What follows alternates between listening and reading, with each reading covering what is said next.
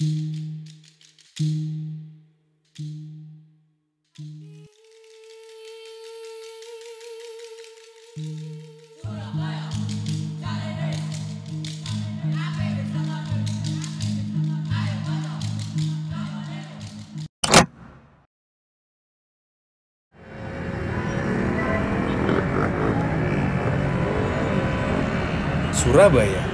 kota yang berjuluk Kota Pahlawan ini, menyimpan sejarah yang panjang, yang mengenai berbagai aspek, unik dan menarik.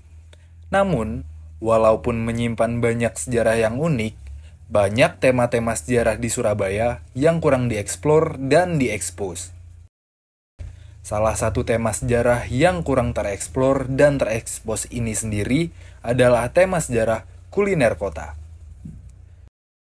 Sebagai salah satu kota yang memiliki berbagai macam adat dan budaya, kota Surabaya memiliki berbagai makanan autentik dengan berbagai pilihan yang tersedia. Kuliner-kuliner yang sudah melegenda ini menjadi semacam kewajiban bagi para traveler yang singgah di kota Surabaya. Selain dari segi rasa sendiri, spot-spot kuliner ini dapat menawarkan rasa nostalgia bagi para pelancong dan penikmat makanan, dikarenakan resep mereka yang masih terjaga secara turun-temurun. Berikut ini adalah beberapa spot kuliner legendaris yang wajib dikunjungi saat kalian berkunjung ke Surabaya. Es krim Zhang Randi. Siapa sih yang tak suka es krim? Kudapan pencuci mulut dengan aneka rasa yang menyegarkan ini selalu punya tempat istimewa bagi kebanyakan orang.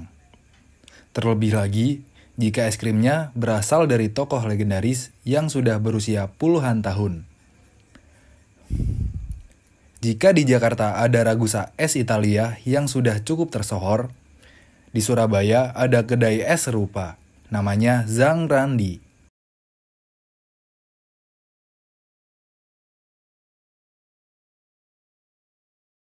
Bahkan, Zhang Randi sendiri sudah berdiri sejak tahun 1930, 2 tahun lebih awal dari Ragusa Es Italia di Jakarta. Kedai es krim pertama yang dibuka di kota Surabaya ini pertama kali dibuka oleh seorang berkebangsaan Italia, Roberto Zhang Randi. Kedai es krim ini diberi nama Ice Cream Zhang Randi Tutti Frutti. Dan hari ini, Tutti Frutti menjadi menu andalan, bahkan paling disorot dalam daftar Taste Atlas.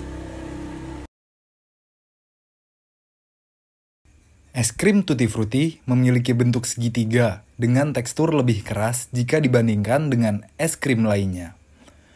Varian ini terdiri dari 2 lapisan, di mana lapisan bawahnya biasa terdiri dari 4 pilihan rasa, yakni vanila, coklat, stroberi, dan mocha. Kemudian, untuk lapisan atasnya terdiri dari es krim yang dibuat dengan campuran buah-buahan. Seiring berjalannya waktu, varian menu dan rasa es krim yang ada di Zhang Randi semakin bertambah, mulai dari Makedonia, es krim soda, noodle ice cream, hingga banana split. Berusia lebih dari 90 tahun, nyatanya eksistensi Zhang Randi sempat mengalami jatuh bangun terutama dalam hal kepemilikan dan kelangsungan izin dan operasional. Pendiri aslinya, yakni keluarga Zhang Randi, diketahui hanya mengelola kedai es krim ini hingga tahun 1960-an, sebelum akhirnya berpindah ke Italia. Es krim Zhang Randi pun dikelola oleh kelompok pengusaha winery, yang beberapa tahun lalu juga terlibat konflik kepemilikan hingga menyebabkan kedai es krim tutup selama beberapa saat. Namun, kini Zhang Randi sudah kembali beroperasional dan tetap menjadi salah satu destinasi wisata kuliner legendaris yang tetap dituju di Surabaya. Berlokasi di tempat yang sama sejak pertama kali berdiri, yakni di Jalan Yosudarso nomor 15, kedai es krim Zhang Randi masih mempertahankan bangunan dan interior khas. Jika berkunjung dan menikmati es krim langsung di tempat, Tersedia meja dan kursi rotan dengan model tempo dulu. Lain itu, di beberapa titik dinding terdapat sejumlah bingkai berisikan potret foto kedai dan sudut kota Surabaya di masa lampau. Menyuguhkan es krim dengan cita rasa otentik Italia dan pengalaman kuliner tempo dulu, harga es krim Zangrandi memang tidak bisa disamakan dengan es krim pada umumnya. Sebagai gambaran, varian Tutti Frutti dapat Anda nikmati seharga Rp42.000, sementara banana split dan noodle ice cream dihargai Rp54.000. Selain itu, ada juga pilihan es krim original dengan aneka rasa seperti coklat, kelapa muda, dan lain-lain, yang dapat dinikmati dalam sajian kon mulai dari Rp33.000.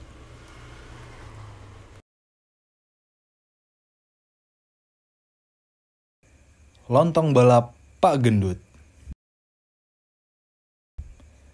Berburu kuliner khas Surabaya tak akan lengkap rasanya jika belum mencoba lontong balap. Kuliner dengan nama unik ini adalah makanan populer bagi masyarakat Surabaya. Konon, nama lontong balap sendiri bermula dari para penjual lontong yang berjualan keliling ke kampung-kampung dengan memikul dua gentong di kanan dan kirinya. Yang satu sebagai wadah bahan dan yang satunya lagi untuk peralatan lainnya.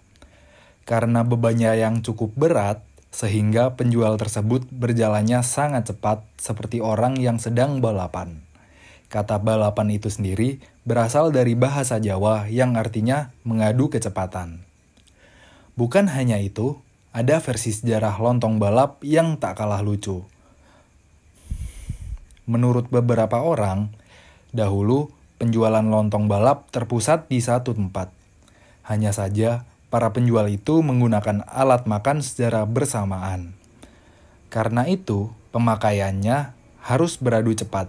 Namun, ada juga yang menyebutkannya dalam versi lain tentang asal-usul lontong balap yang kini menjadi salah satu kuliner khas Surabaya.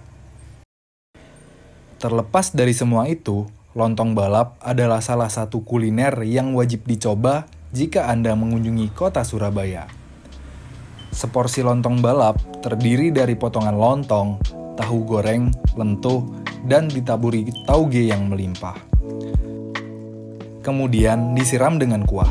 Tak lupa sebelum disajikan ditaburi dengan bawang goreng, kecap, dan bumbu petis serta sesendok sambal. Sebagian besar kuliner khas Surabaya selalu ditambah dengan petis. Rasa yang tercipta dari perpaduan isian lontong balap sangat unik, pedas, gurih, dan juga menyegarkan. Tidak mengherankan jika lontong balap menjadi salah satu kuliner yang terkenal. Karena rasanya yang lezat, tapi juga harganya yang merakyat. Hal ini menjadikan lontong balap sebagai kuliner rakyat. Hal ini menjadikan lontong balap sendiri lebih banyak ditemui di warung-warung kaki lima atau pedagang keliling. Ada banyak tempat untuk menikmati lontong balap Surabaya. Salah satu yang sangat terkenal dan mempunyai reputasi panjang adalah lontong balap Garuda Pak Gendut. Lokasinya berada di Jalan Keranggan, Surabaya. Nama Garuda sepertinya sengaja digunakan sebagai penanda lokasi, yang akhirnya justru menjadi brand lontong balapnya sejak tahun 1956 dengan berjualan di daerah Wonokromo. Pada tahun 1976 mulai pindah dan menetap di depan bioskop Garuda. Dari segi tampilan dan rasa, lontong balap Pak Gendut barangkali tak jauh beda dengan yang lainnya. Namun, begitulah adat kuliner di setiap tempat. Tiap orang akan mempunyai preferensi kelezatan yang berbeda terhadap satu jenis makanan yang sama. Meski banyak pedagang menjual menu yang sama, masing-masing dari mereka tetap akan memiliki penggemar tersendiri.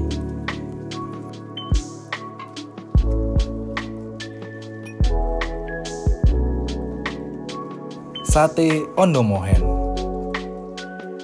Sate Klopo Ondomohen Bu Asi menjadi salah satu kuliner yang sudah berdiri lama sejak tahun 1945 di kota Surabaya. Sebelum diteruskan oleh Bu Asih, awal mula Sate Ondomohen didirikan oleh mertuanya. Sebelum berupa restoran seperti saat ini, mertua dari Bu Asih memulai usaha dengan berjualan sate gendong pada tahun 1945 untuk membantu perekonomian keluarganya. Nama sate klopo atau klopo diambil dari bahasa Jawa yang artinya sate kelapa. Sate klopo itu diolah menggunakan sejumlah rempah dan kelapa, kemudian tinggal dibakar. Lalu disajikan ke pembeli bersama lontong atau nasi yang ditaburi serundeng. Berbeda dengan sate khas Madura, sate klopo ini cukup variatif. Tidak hanya kambing dan ayam, tapi juga ada sate daging atau lemak. Sementara itu, Ondomohen diambil dari bahasa kolonial Belanda yang artinya balai kota. Pada masa kolonial atau tahun 1867, peta klasik di Surabaya menunjukkan bahwa sekitar warung sate itu ada sungai kecil yang mengalir ke utara dan melewati Kapasari, Kapasan, dan Simokerto hingga ke balai kota, dan sungai itu disebut dengan Kali Ondo. Sate Klopo Ondomohen Bu Asih, restoran yang sudah berdiri sejak tahun 1945 dan berlokasi di Jalan Wali Kota Mustajab nomor 36, Genteng, Surabaya. Meskipun nama lokasinya sudah berubah, pemilik awal dari restoran tersebut tetap menggunakan nama jalan Ondomohen. Sate Ondomohen buka mulai dari jam 7 pagi hingga jam 10 malam dan masih ramai akan pengunjung yang datang karena menjadi restoran legendaris yang masih berdiri hingga saat ini. Hidangan yang tersedia pada resto Sate Klopo Ondomohen ini tidak hanya sate daging, tetapi juga menyediakan sate ayam, sate usus, dan sate sumsum. Yang membedakan sate Ondomohen dengan sate pada umumnya adalah bumbu kacang dari sate Klopo Ondomohen itu sendiri, yakni salah satu bahannya kacang pilihan yang dikirim dari kota Tuban. Kini, sate Ondomohen dikelola oleh generasi kedua, yaitu Nyonya Asih Sudarmi yang menggantikan almarhum Haji Liyah dan sudah berjalan selama 68 tahun lamanya. Mengingat tempat makannya yang tidak terlalu besar, maka pembeli disarankan untuk langsung menempati tempat yang kosong, agar tidak disela oleh pembeli lainnya. Sate Klopo itu sudah sering dikunjungi oleh artis ibu kota maupun sejumlah pejabat pemerintahan pusat dan daerah. Setiap ada tokoh publik yang datang, pemilik Sate Klopo itu langsung mengajak berfoto dan besoknya langsung muncul di dinding warung. Beberapa tokoh publik yang pernah makan sate di warung Bu Asih adalah almarhum Gus Dur, almarhum Bondan Winarno, hingga Megawati Soekarno Putri. Es coklat panjang umur.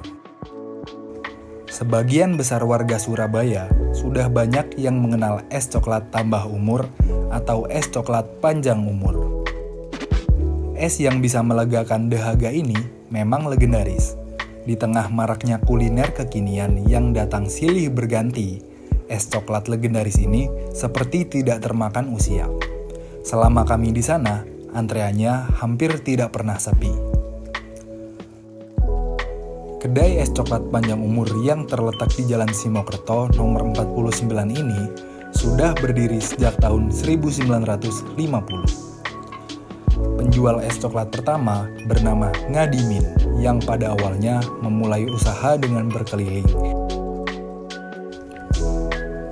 Hingga akhirnya memutuskan untuk membuka kedai di Jalan Simokerto yang menarik banyak pengunjung untuk datang ke kedainya. Sejak tahun 2012, kedai es coklat dikelola oleh generasi kedua, yaitu Bu Wiwi yang juga mempercayakan pengelolaan kedai kepada anaknya.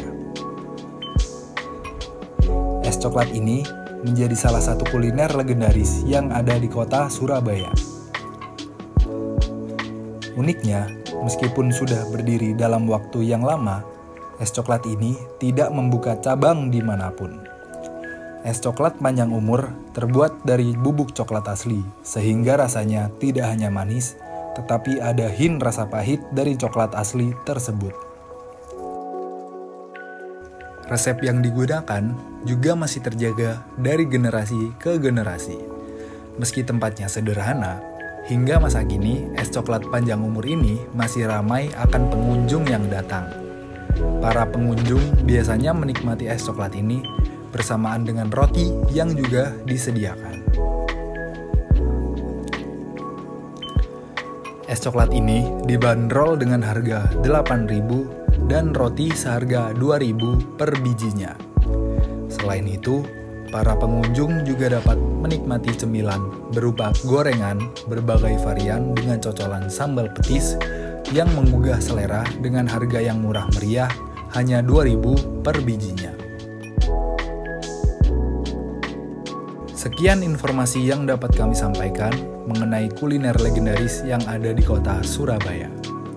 Apabila terdapat kekurangan atau kesalahan dalam informasi yang kami sampaikan, kami mohon maaf yang sebesar-besarnya. Sekian, kami ucapkan terima kasih atas waktu dan perhatiannya.